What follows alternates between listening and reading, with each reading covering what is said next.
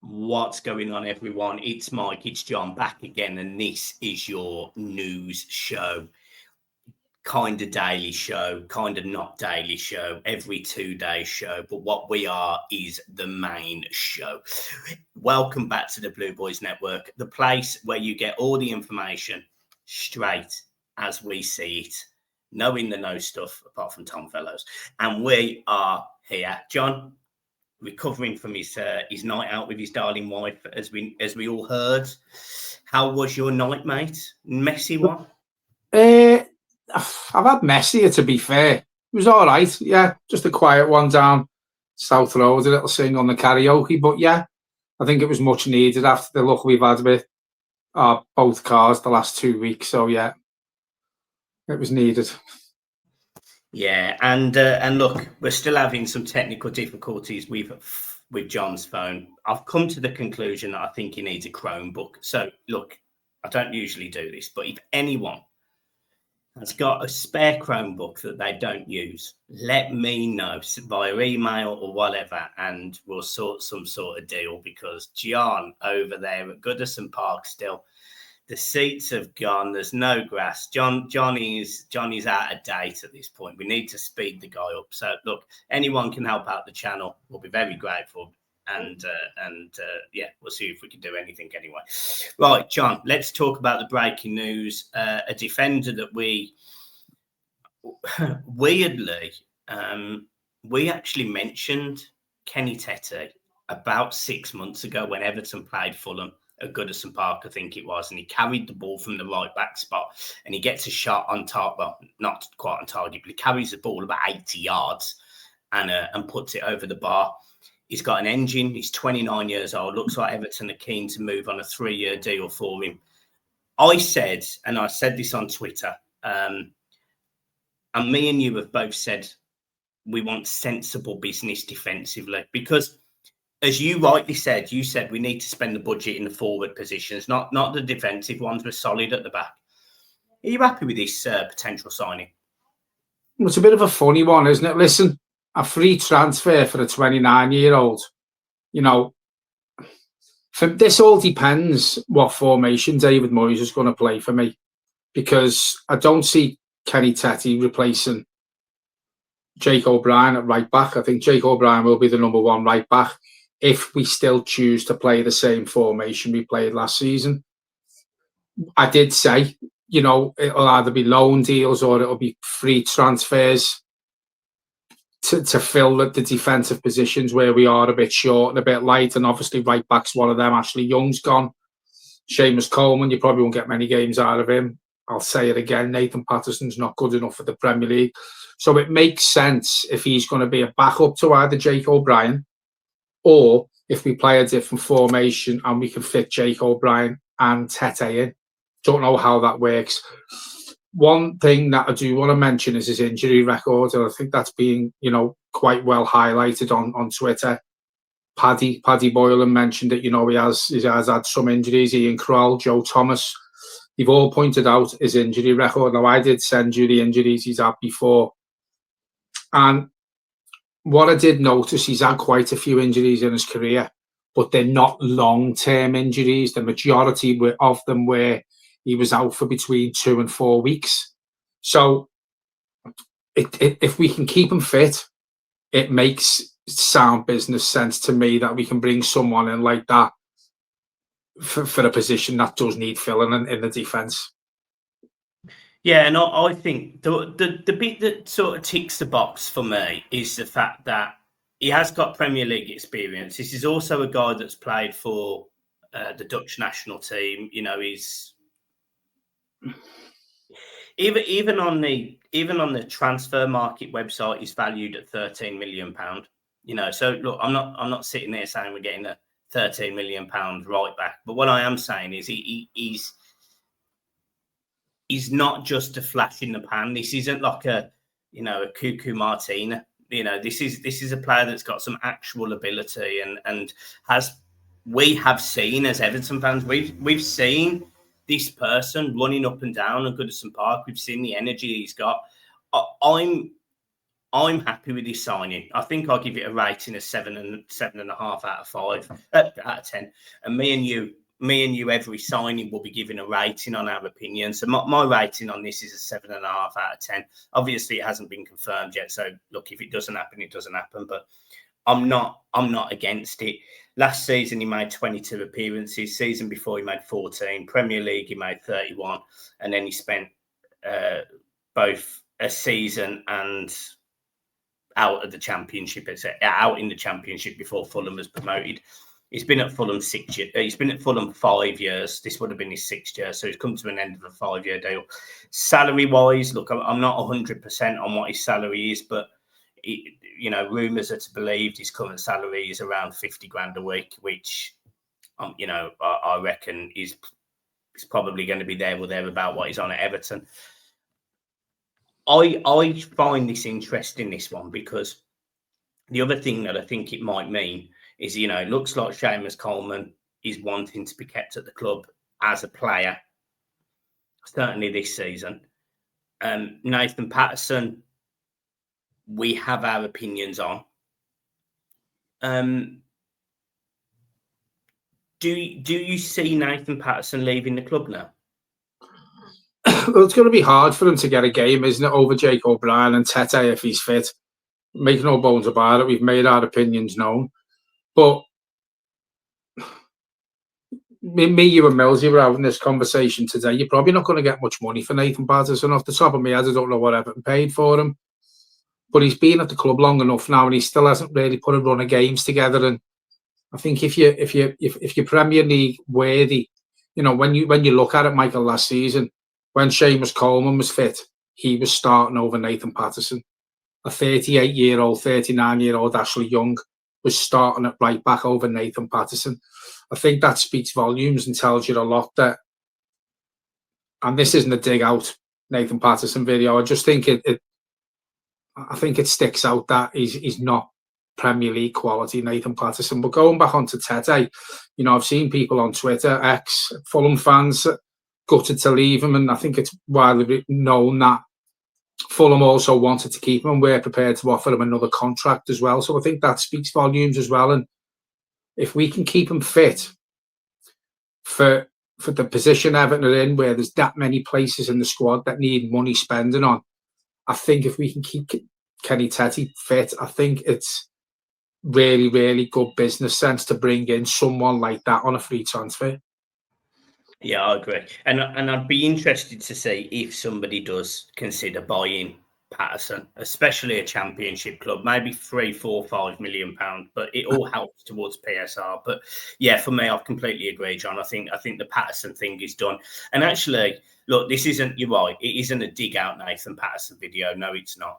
But do you know, in the total of his professional career, he's made 104 appearances, full stop. And he's actually made more appearances for Everton than he did for Rangers at this point, which is unbelievable, bearing in mind we spent £12 million on it.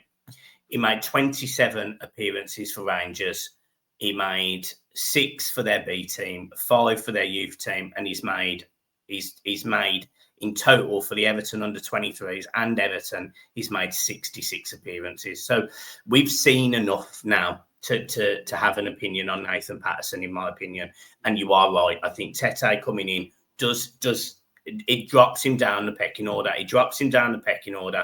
Tete is a Ashley Young, but a younger version. So that's never a negative, It'll be interesting to see what he does now at left back, because we've strengthened right back, even if it's just for the player's sake, but we still only have one left back. So I'm interested to see if we did see Nathan Patterson at times last season popping up at left back, if you remember, towards the end of the season. Will he keep Nathan Patterson and deploy him as a left back? I don't know. The point I'm making is I think this is a solid signing. The Fulham fans, the Fulham comments I've seen, they're not happy that he's not signing a new deal at Fulham. A lot of them have been calling it a downgrade. I mean, I found that laughable. But the facts are he clearly is seen as a decent player at Fulham. So that's a positive for me. Your injury record, you're absolutely right to mention his injury record. But again, it's more like he doesn't have a sustained period. It's more like he'll miss like 2 games in 8. Don't get me wrong, I think there was a period either last season or the season before where he was out for 3 or 4 months. But that is going to happen with a player who's 29 years old that plays the amount of games that Premier League players do now. So, again, I'm not beating him up for that. I think the big thing for me is it just means that we can go and spend money in more forward positions. And that's the positive for me. Going back to what you said about left back, it wouldn't surprise me if Everton go down the same sort of route we have in the right back position, bringing someone like Tete in on a free. It wouldn't surprise me if we do the same at left back. You know, is Carl Walker-Peters a left back? Is he? I'm not too sure. I think he's available. Do you know? I was just googling that as you said that. Literally just googling it. Yeah, I think he's a left back if I'm not mistaken, or he can play at left back. So he's available on a free transfer. So he's going to be leaving Southampton. I do think Everton, again, I'll say it again, with the amount of places that need money spending on in the squad, it wouldn't surprise me if we go down the same route at left back as what we have done at right back. Save as much money as we can, free transfers, and the likes of players from Southampton. And you mentioned it with Fulham as well. You know, £50,000 a week. Everton will probably offer them roughly the same. Probably do the same with a left back who you're bringing on a free transfer or a loan option as well. So the way Everton are going about their business and the players we are linked with, yeah, it looks like, I mean, I've seen Fabrizio before saying over the last couple of hours that the deal has moved forward quite fast now. So I do think Tete happens. I do think it'll happen quite quick. And then we can start looking at other targets for the rest of the places in the squad that are desperately, you know, short on. We have got, I think it's 10 days now till the 1st of July. I think it's the 20th today, 22nd, whatever it is. From the 1st of July, you will see Everton probably starting to spend some money. So it is all gearing up. I think the players are back on Wednesday or a week Wednesday. I think you're going to see probably quite a few deals done for Everton before we fly off to America to play in the Summer Series Cup.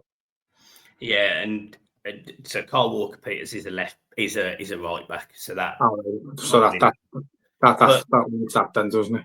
But the other thing to mention is so one of the websites was saying that Tete was on 50 grand a week, while this other website saying he's on 35 grand a week, which is more where I would actually suspect him to be. So look, I think the facts are this is a sensible deal by the sounds of it, and Everton, without sounding horrible, can move on relatively quickly. There is other players that are available for free transfers. We know that. Everyone gets sent the list. Apparently, David Moyes had sort of perused over 3 or 4 of them. You know, we also know that Carl Walker was one of those names, but, you know, for 35 years old or 33 years old, probably 3, maybe 4 times the salary of Tete, it sort of makes sense to go and get a Tete rather than that. And we have been linked with other players. We've been linked with Brazilian players. We know David Moyes is over watching the FIFA World Cup farce, if I'm being honest. The thing is an absolute farce. It's a money-grabbing exercise. And all of the clubs involved in that, certainly the ones that you know, have got the potential of winning it, it's just a PSR bung. It's a joke, if I'm being honest. They'll win £100 million. They'll win more for a tournament that has average attendances of 60% compared to the stadium than they would in Europa League. I think it's a disgrace, but I digress. Do you see David Moyes trying to do some, you know, a little bit of we've seen the football. You know, you've watched more of this football tournament than I have. I've watched barely any of it, if I'm being honest. I haven't watched any of it. Not a single game, nothing. But you have seen the South American teams causing real problems for Premier League teams with that pace, the ability to really play nice football. Do you think Moyes goes down that route? Well, he's over there. I think it was highlighted the other day. He's over there and he is running the rules over certain players. He is holidaying at the same time. But I watched the Chelsea game the other night. I think they were winning 1-0 and got beat 3-1. And I think it was a Flamengo or Fluminense they were playing. I can't really remember now, but whoever it was, they were getting a lot of joy getting in behind Chelsea's fullbacks. They do play with pace. We all know the South Americans can be very, very skillful players. It's if they can do it in the Premier League. And I think the teams that we're seeing playing that tournament, all right, you've got your Premier League teams. We know they can obviously play in the Premier League. But when you look at the other teams, it's a completely different kettle of fish, this Premier League. It's all right playing over there, you know, in the sunshine, and they're used to it. Can you see them playing on a Wednesday night when it's pissing down, it's -4? You do have to take that into account. And we've seen it, you know, with some of these players from them parts of the world. They just don't do it. They just don't make it. So Moyes is very particular on his transfer targets. We know he looks into detail of every transfer he does. And, you know, people call David Moyes Dither and Dave. There's a reason why he did it. Is because he likes to get every transfer spot on. And he looks at the full background. He looks at the family history. He looks at where they've come from, where they've grew up. You know, if they've ever been in any trouble. So he does take his time. I don't think we will sign any players from the teams who are playing in that World Cup over there. I don't. I think he's probably running the rule over them. And I think more fact that he's doing that is because we're short in that many areas in the squad. He's just giving himself more options. But I do think he probably looks more to Europe or closer to home for his transfer targets. Yeah, it's interesting, really, because we actually had been linked with Tete 5 years ago when he was actually at Lyon. So we've been linked with this player for a while. And David Moyes looked at him, signed him up. He's over there at the minute looking at, you know, maybe other options. Who knows? Who knows? But I certainly wouldn't be against signing some of these players in this World Cup in this, because, you know, I think Forest have signed one. I think they've signed Igor something, and he absolutely ripped one of the Premier League teams apart. I can't remember who it was, but he absolutely, well, it might have been Bayern Munich. He was brilliant. He was absolutely brilliant. And we do probably need a little bit more flair, don't we? A little bit more ingenuity, a little bit more, you know, more like Enjoy, you know, that ability to just beat a man standing on your head sort of thing. We've only got him that can do it. We probably need more players that can do it. And we know that Moyes likes that style because, you know, look what he built at West Ham, for example. He had Mohamed Kudus. I think that was a Moyes signing. Paqueta, he was a Moyes signing. Those players can beat people standing on the head. So I would like a little bit of that, you know, I'm not saying South American flair, but I would like some more players that get you off your feet. Do you get what I mean? Well, I think that's the way David Moyes wants to play. You know, it's been well highlighted that he wants to press teams more and get further up the pitch and get a team with pace and get in behind them. And, you know, obviously we've got Ndiaye, we've seen what he can do, and obviously we've been linked with Jack Grealish. The way David Moyes wants Everton to play next season, we are going to need a bit more flair in the midfield or on the wings because we're desperately short out wide. We know that. Maybe they'll run the rule over some of them positions over in this Club World Cup. You know, the wingers, because as I said, we seen the other night how easy they got at Chelsea. We do need more flair, and the way David Moyes wants to play, I think you're all going to have to add some more flair to this Everton team than what we have at the minute. Yeah, the other thing that I think needs to be highlighted at this point as well is, yet, you know, we still don't quite know what's going on about some of our players, whether they're still staying. You know, there was various things come out last night about Ladrissa Ghana Guy. Calvert-Lewin has been going around X again. And I just think we need to be in a position now where we can move on, or we know what we need to do. Because at the minute, the players are coming back, and David Moyes, without sounding horrible, I know he's on holiday, but at the minute, he doesn't know who's coming back next Wednesday. He doesn't know if he's going to have a Calvert-Lewin or a Ghana or a Michael Keane. And I mentioned this in the video before. It's not that you want these people using them as mercenaries and whatever, especially not in Ghana's case. If Ghana chooses to leave and get a huge payday in Saudi Arabia, for example, I literally wouldn't hold it against him. You know, not an issue. Not an issue. But certain players, I'd be annoyed. I think it's going to be interesting to see what more free transfers we do, what more loans we do, and when they happen. Because at the minute, we don't know who's going to be in Finch Farm when they all go back. Well, even if it's this Wednesday or next Wednesday, you know, there's 8 days now before the 30th of June. Now, these players who we're speaking about are out of contract. So if it's this Wednesday, you know, you're going to have the likes of Michael Keane and Dominic Calvert-Lewin turning up for training because their contracts haven't expired because it's not the 30th of June yet. David Moyes needs clarity on what positions we really have to nail down. You know, Chimity's been linked with a move away to Stoke on loan. You know, if Calvert-Lewin goes, that leaves you with Beto. And even going forward, even if Calvert-Lewin does decide to stay and take a pay cut, you still need more than Beto and Calvert-Lewin at the club. And it's as simple as that. Even if you've got them two, I'd even say we probably need 2 strikers because you can't count on Calvert-Lewin. Yeah, we've seen Beto have a purple patch. Moyes has improved him, but going forward over the whole length of a 38-game season, I don't think you get enough from Beto. So we need clarity. And I'd like to think now with these people who've come in, yeah, I don't think the Man United one's coming in until the end of the transfer window. But the people who've come into the club now, in the background, you know, the likes of the fella from Man City and people like that, they're going to push these players for the decision because that's what they're there for. We need to know where we stand come the 30th of June. And if they stay and they sign the contract, you mentioned a Gisagana guy, you wouldn't hold it against him if he went. Neither would I. I wouldn't hold it against him at all because I think he's been fantastic since he come back to Everton. But it's a massive loss. A Gisagana guy is a massive loss in my opinion. So if he does decide to go and chase the money, I'm with you, I wouldn't hold it against him, but it's a big hole to fill if he does decide not to stay at Everton. Yeah. So, right, I haven't really got much more to add, apart from I just want to talk about social media, weirdly.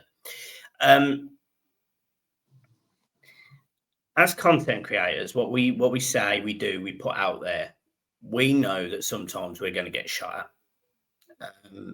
And it's difficult. So in the same way where you guys have been absolutely amazing when I broke the news, you know, I was talking about my mom, you guys were brilliant. It can work the other way, and it can be quite toxic. Now, I've seen certain fan channels and content creators getting absolute pelters today over this Tete thing. Now, look, I'm not going to say whether they're right or wrong to say what they say and the comments that they make. The one thing I would say is just remember that these people are still individuals and they're still humans. So, look, I'm on no one's side because I don't agree with everything that he says. I don't agree with the way that it's conveyed. But just remember that these are people with human beings, feelings, emotions, because, you know, they do have families, they do have lives. So me and John don't have to agree with everything that they do, they say, even sometimes they act. But what we don't agree with is if it gets personal. And I've seen a few things today where I think somebody on social media in our space needs to be strong enough to come out and go, look, sometimes we need to take a step back and remember we're all just individuals, we're all just people, we've all just got families. You know, me and John do this as literally a hobby. We earn next to nothing off this. This is literally just me and John talking about a club that we love, and building a community of people that is great. Some people have been fortunate enough to turn it into careers and lives, and maybe that is the way that certain people act. But the big thing I just want to hit home on is remember that they are still just people. Whether this is their job or not, they are still just people. That's it. That's all I've got to add on that. John, you're more than welcome to throw your 20 pence in, but that's all I've got, mate. No, I don't want to comment on it. I do know who you're talking about. I don't want to add fuel to the fire and don't want to put my foot in it. So I'll just let people take what you said about it. That's it. I've been shot down before for having my say on certain people and certain comments and how they act and stuff. So if people know you're on about, then they'll know who I'm on about. But I'm not prepared to say any more on it because it's you who gets the shit, and then you have to give me the shit. So we'll just leave it there. Oh, mate, listen, there is no more shit than the fucking hell dick on the side of my head. Hill dick. Look, if you look close now, it says Hill dick. Hill dick. Even the stadium knows what you're at. It should say Dick Studden or something, I don't know. Right, look, we'll leave it there. Everton have also literally just been linked with a striker, Goodman, so we have been linked with him before. He's a Leeds and Burnley target. We've been linked with him before. I don't see it happening. So there you go. That's that update on that one. Anything else? There's nothing at the minute I can see. Chimiti looks like he's going to be going out on loan. Stoke are interested, so there's an update for you. Again, we get this off Twitter, so I mean we're not reading anything special there. Every rumour we get, every rumour we see, and why we do the transfer videos and why we do these news shows, there's only the same stuff that all you people say. We don't pretend to be who we're not, and we don't throw names about unless there's been links. So what you people see is what we see. The reason why we speak about them is probably just to go more in depth and give people the opportunity to see whether we think we can sign them or not, and give you a bit more of a rundown on the certain individual players. But we're not in the nose. We don't pretend to be someone we're not. And I think people probably respect that more than some of the comments other people put out. Yeah, it's certain comments that you just think they just cross the line. We've had it, we've had it, and it is tough. I've had some terrible abuse sometimes on here, not so bad anymore. But at the end of the day, whether it's us, whether it's other YouTube channels, whether it's other podcasters, you take time out of their day, and some of them make more money than what we do, a lot more money than what we do. But again, they're only doing it for an update to the fans more than anything, which is exactly what we do. So try not to cross the line, because as Michael said, they are human beings, but certain people don't help themselves, do they? Yeah, I don't disagree with that comment either. So yeah, so that's where we are, guys. Look, hit the like and subscribe. We love you as always. Your support has been absolutely immense of late. Up the toffees, and see you soon. I think that's about it. Peace. Yeah.